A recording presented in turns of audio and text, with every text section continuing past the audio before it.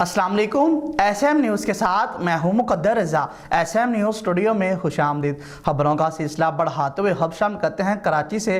कराची के इलाके गुलशन इकबाल जमाली कॉलोनी में फर्नीचर के गोदाम में अचानक से आग भड़क उठी। आग ने बढ़ते हुए पहली मंजिल पर 3 दुकानों को भी अपनी लपेट में ले लिया। इसी हवाले से अपडेट कर रहे हैं एसएम न्यूज़ के ब्यूरो चीफ जुल्फ़कार अली। जी जुल्फ़कार, आगाह कीजिएगा इस हवाले से।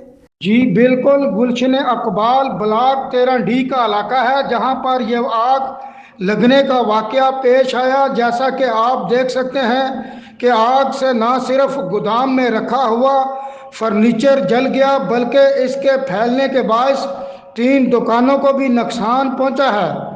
फायर ब्रिगेड हकाम का बताना है कि गुलशन अकबाल ब्लॉक 13D में एक मंजिला इमारत के बेसमेंट में फर्नीचर के गोदाम में आग लग गई। आग ने बढ़ते हुए पहली मंजिल पर 3 दुकानों को भी अपनी लपेट में ले लिया। मुतासरा दुकानों में car service centre, auto parts और एसी सर्विस की दुकानें शामिल हैं। आग के बाद गोदाम में रखा हुआ फर्नीचर जल गया। 4 फायर टेंडर की मदद से आग को बुझा लिया गया है। आग के बाद कोई जानी नुकसान नहीं हुआ, जबकि आग लगने की वजह ताहाल मालूम नहीं हो सकी। जी बहुत शुक्रिया जुल्फ़कार तफसीलात से आगाह करने के लिए। अब तक के लिए इतना ही। मज़ीद खबरों के लिए देखते रहिए एसएम न्यूज़।